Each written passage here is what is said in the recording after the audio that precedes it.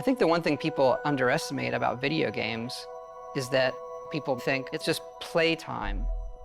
But I always say that the one thing video games can give you that nothing else in entertainment can is that feeling of pride, right? Look what I did. And even though we want to make a game that is very big and is very long, you can play for all of those years. It's all the paths you didn't take that make it special to you, that you feel like when you finish that quest, that you feel that you accomplished something that week. The people who love video games can always say, like, you know, what'd you do today? I saved the world.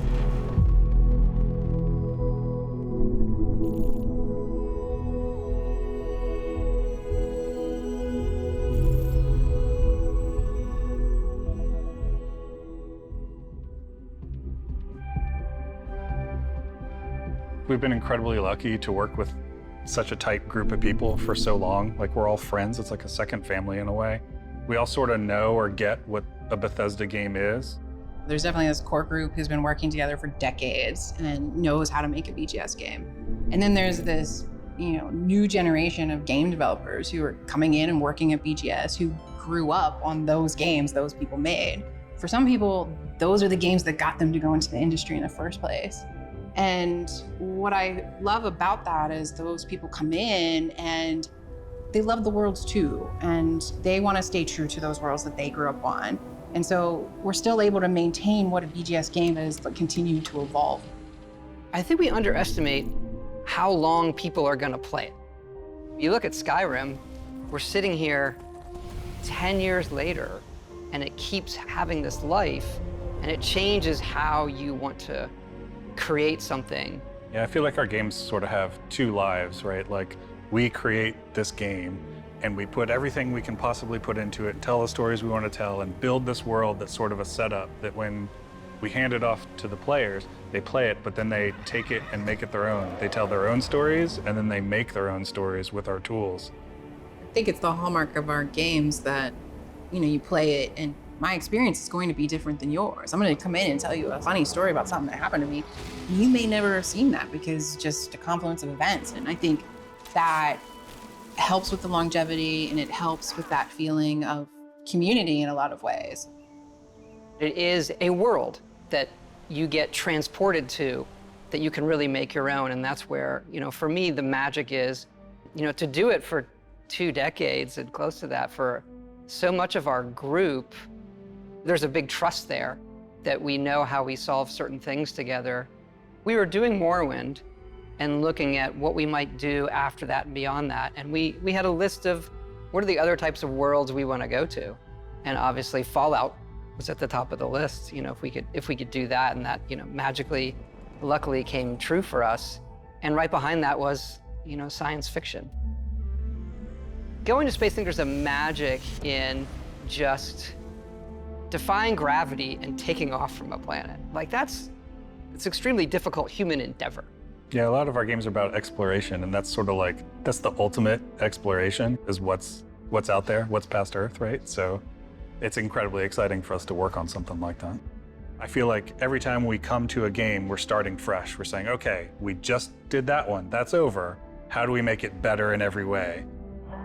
It's got a more realistic, science-based backing to it, whereas Skyrim is sort of an epic fantasy. This is a more grounded game and a grounded setting about exploration. So I think that gives us a different take on how we make everything. So that's sort of the thing you latch onto when we're making new areas, making environments, making characters. The mechanics of the world are entirely different, but there are similarities. And I think those are things we like. Like, we like playing first person. We like having all the coffee cups. We like being able to touch everything. Those moments make the whole thing believable. Being able to watch the sunset and nighttime come and just sit there and watch the world go by seems like it's not gameplay, but it is vital to how you feel through the rest of it. I also think that because it's based in a more realistic atmosphere, is like, you have a lot of people on our team who are super into certain things like robotics or engineering, and they can use this lifetime of knowledge they have gathered and then use it in their work. Everyone comes from, these different areas and brings stuff to the game that can make it in, and it all matters, from the rocks to the clutter to, what the spacesuits look like. It's, based on people's experience and sort of learning about how things work in the world and trying to apply it in a way that's believable for this universe. Yeah, it starts feeling so real to us. Like you're saying, we do all that stuff, but then concepting like everything they eat, or the toys the children play with, or what are their bedtime stories? What is their art? What is their history? What is their entertainment?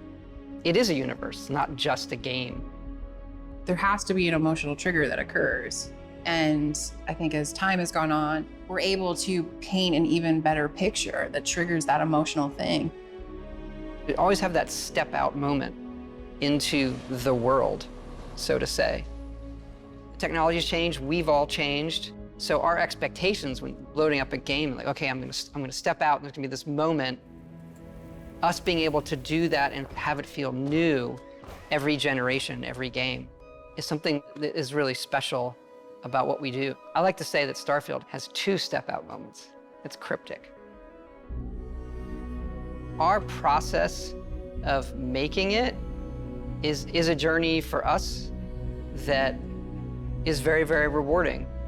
And coming to Starfield, everybody's starting over and saying, what would you want to do? What does going to space mean to you?